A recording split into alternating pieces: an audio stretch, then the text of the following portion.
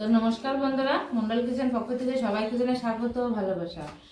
দেখো বন্ধুরা, আমি আজকে কক মুরগি রান্না করেছি। তো সেটাই রান্না হয়ে গেছে, এখন খেতে বসবো। তা সম্পূর্ণ ভিডিওটা দেখো বন্ধুরা, আশা করি ভালো লাগবে। আর এই দেখো,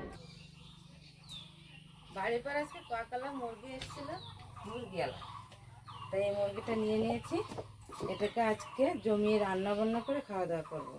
তো এখন আমি কেটে কেটে পরিষ্কার করে নিই। দেখো মুরগিটা কত বড় গোল, ঠিক আছে? আর নখ দেখো কত বড় নখ হয়েছে। অনেকদিন পরে বন্ধুরা মন্ডল কিচেনে একটা ভিডিও দিতে চলেছি, অবশ্যই তোমরা ভিডিওটা দেখো। তা আমি পরিষ্কার করে নিই, পরে আবার দেখা হচ্ছে। পরিষ্কার করা হয়ে গেছে মুরগিটা।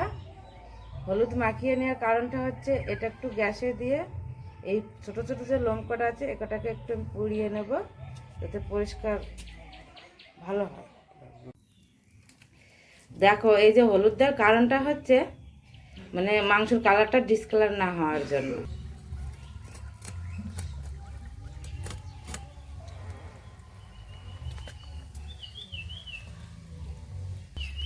এই এসে গেল ডিম, এসে গেল।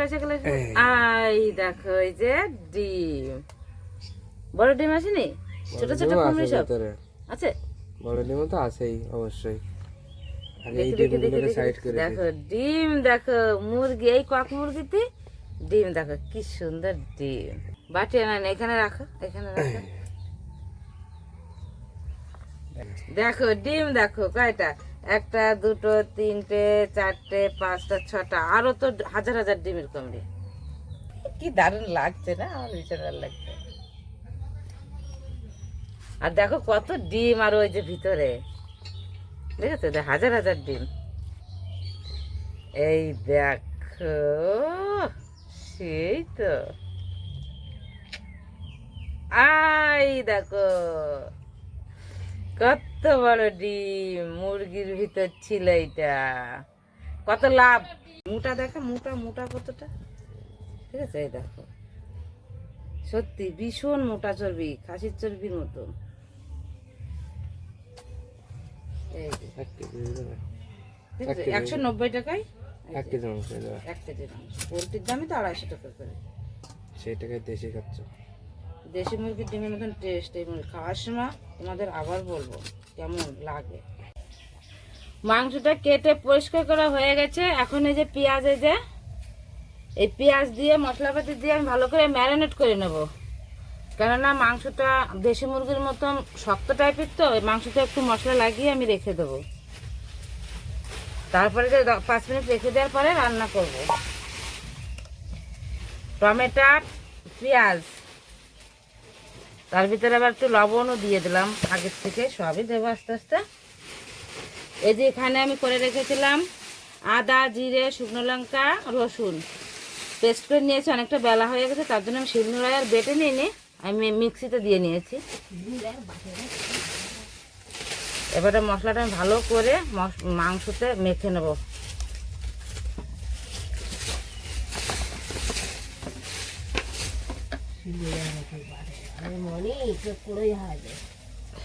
হলুদ,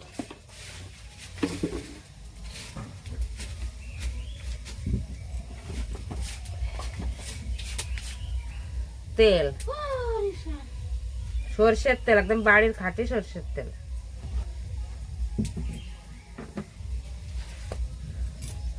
কি জানি গরমেতে হাত জ্বলবে নাকি জানি না। এভাবে মাংসতে যদি মশলা মেখে রাখা যায় তাহলে মাংসের টেস্টটা অনেকটা বেড়ে যায়। ভালো করে মশলাটাকে ম্যারিনেট করে নিয়েছি মাংসটা।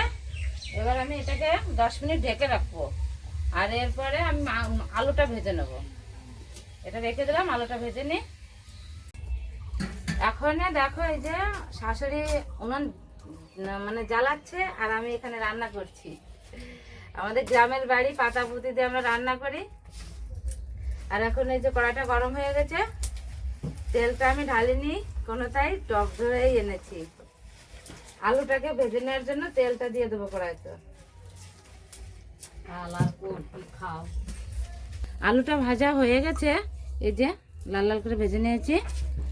আর হচ্ছে যে তেল ছিল সেই তেলের মধ্যেই আমি মাংসটা দিয়ে দেবো, কারণ বাড়তি তেল আর দেবো না, কারণটা হচ্ছে মাংসতে অনেকটা তেল দিয়ে দিয়েছি আর মুরগিতে অনেক তেল হয়েছে।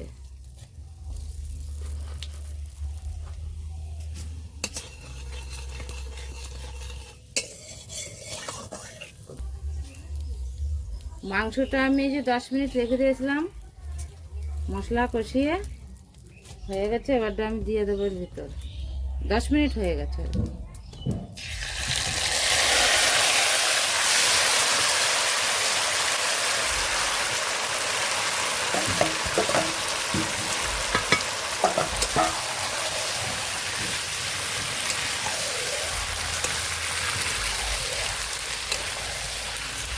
মাংসটা খুব সুন্দর, আর দেশি মুরগির মতো।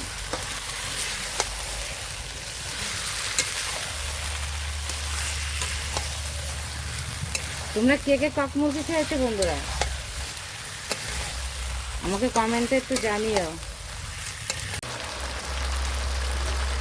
তেজপাতাটা আমি তেলের পাত দিইনি, কারণটা আছে তেজপাতা তেলের পাত দিলে কেমন একটা লাগে, তার জন্য আমি এখন এই মাংস কষানোর মধ্যেই দিয়ে দেবো।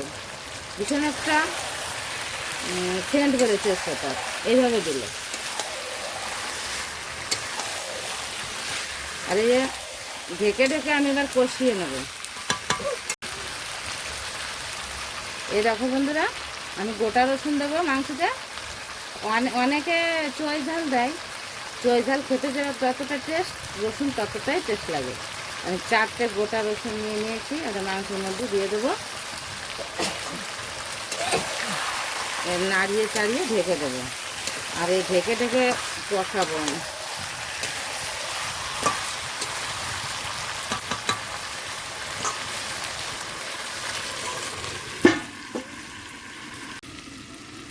এবার আমি ঢাকাটা একটু তুলে নিই। দেখো মুরগিতে কত তেল হয়েছিল, মাংসটা প্রচণ্ড তেল হয়েছে এই মাংসটা।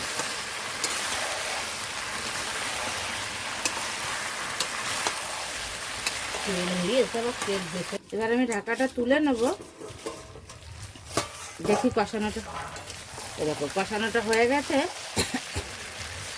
কীভাবে তেল দেখো, তেল বলেছে কীভাবে, এই যে বুঝেছো। আর আমি মাংসতে ঠান্ডা জল দেবো না, গরম জল দেবো, কারণটা হচ্ছে গরম জল দিলে মাংসের টেস্ট অনেকটা ভালো হয়। এই যে জলটাকে আমি ফুটিয়ে রেখেছিলাম আগের থেকে, ওটা ফুটানো জলটা দিয়ে দেবো।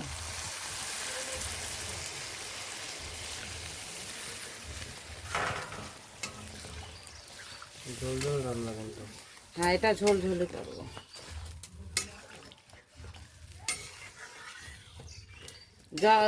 জলটা একটু ফুটে গেলে প্রেশার কুকারে দিয়ে দেবো। এইবারটা দেবো সেই যে মুরগির ভিতরে যে ডিমটা বেরিয়েছিল, এই দেখো এই ডিমটা আমি এবার এই ফুটন্ত ঝোলের ভিতর দিয়ে দেবো। কি ওই যে কষানো মাংসের মধ্যে দিতাম, কিন্তু দিন একটা কারণে ফেটে যায়। এর ভিতর দেখি কি হয়, এর ভিতরে মানে ফাটবে না।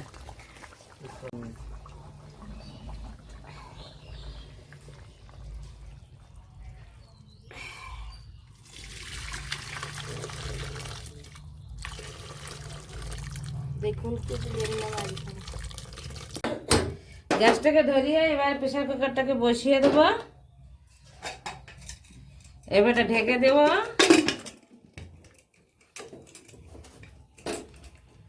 এবারে ছিটি হোক, 5-7টা ছিটি মেরে নেবো, তারপরে মাংসটা কমপ্লিট হবে। 8টা ছিটি হয়ে গেছে বন্ধুরা, এখন আমি আর ছিটি দেবো না, এখন বন্ধ করে দেবো। আর যে দমটা আছে, দমটা হওয়ার পরে তারপরে আমি খুলবো। আমার হয়ে গেছে প্রায় আধা ঘন্টা হয়ে গেছে। প্রেসার কুকারটাকে গ্যাসটাকে বন্ধ করেছি, এবার আমি ঢাকনিটা খুলে নেব।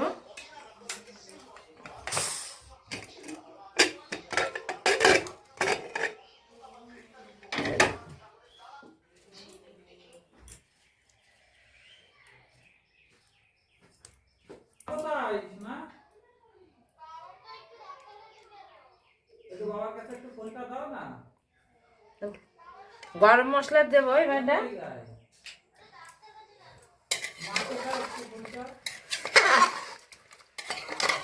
আমি একটু ঝোল ঝোল করে রান্না করেছি দেশি মুরগির মতো।